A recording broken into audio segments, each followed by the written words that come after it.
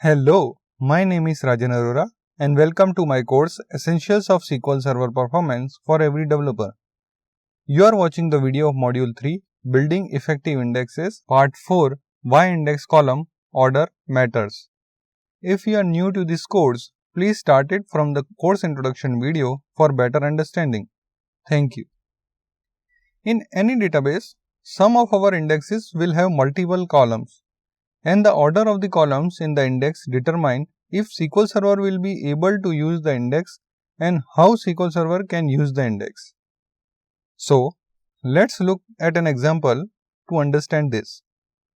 I have this index that you see on your screen already created on my applicants table, and you see the query I want to run in the editor window as well just below. The query is trying to find an applicant by their last name with their state. So you might imagine a query like this being run from a sort of search form in one of your application to let an admission counselor finds an applicant. What I want to do is to point out that in the index the column order is first name, last name and then state, and in the where clause of the query I have just the last name and the state specified, which is the second and third column of the index. So, let's get an execution plan and see how SQL Server will process this statement. What I want to focus your attention on is this operation here. This is a scan operation against our index, and notice that I said scan operation. A scan operation like this is actually going to read the entire index. So, this is not going to use the tree structure of the index to find the matching keys, but instead reach each and every key of the index in order to find the matching values. So, this is like a big linear search through all of the keys of the index. What we want to see here is a seek operation, because that would mean that SQL Server is using the tree structure that the index is organized by to find the matching keys, and this would be much more efficient. The reason why SQL Server is using a scan operation rather than a seek operation in this case is because our where clause does not include the first column of the index, which in this case is the first name column. If you don't include this leading column of the index in your where clause, SQL Server will either not be able to use the index at all, or it may have to scan the entire index like we see here, which is not very efficient, and I will show you some stats in this case to prove it. So, if we mouse over the query, we will be able to see the cost for the entire query, and that's about 4.3. And now, I have already actually set the set statistics IO and time on.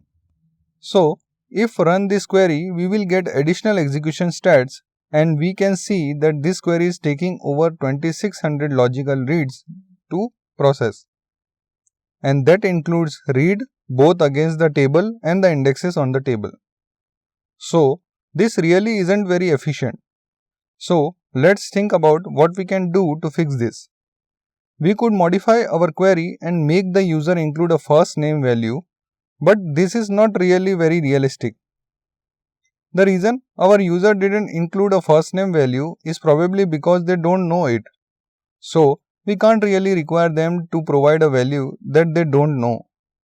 What we can do though is we can change the order of the columns in our index. So let's do that.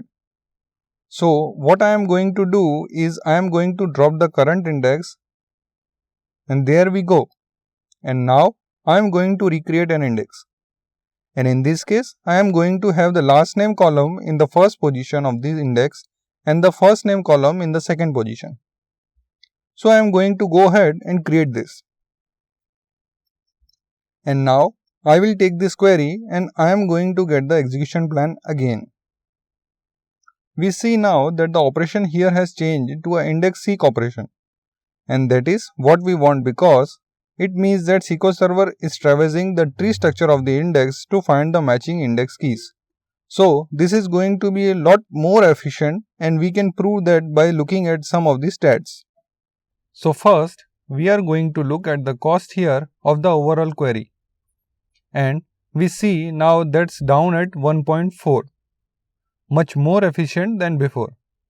And if we run this query again, we see that now we are only doing 188 logical reads, whereas before we were doing over 2600.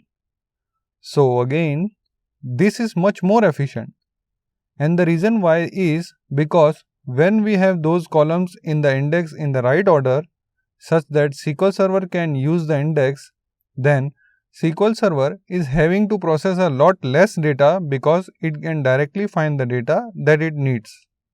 This has important implications for when we create multi-column indexes in terms of what order we should put the columns in. What we want to do is to think about how our user query the data in the table we are creating the index on, and what different combinations of columns are used in the where clauses of these queries. Then, with each combinations of column, we want to put the most frequently included columns as the first column of the index, the second most frequently used column in the second column of the index, and so on. So, in the first example of this slide, since the last name column is always included when doing a search by name, it is in the first position in the index. First name is frequently included, so it is in the second position, and only sometimes the state is included, so that is in the last position. If the user only includes the last name in the query or the last name and the first name, that's okay. SQL Server can still use this index because we have the leading column of the index and these columns are selective enough, which we will talk about in a moment. Now, our user might also need to search this table for data in a complete different fashion as well. In this case, by the state and the city that an applicant is from. So, in this case, we need to create a second index on the table because we need the state column to be in the lead position, so SQL Server can use this second index. So, what you will end up with on your table is an index that is targeted at supporting each of the different ways that your user of your application access data on this table. So, it's pretty typical that on the key tables of your application, you will probably have from 2 to 4 different indexes to support these different query combinations.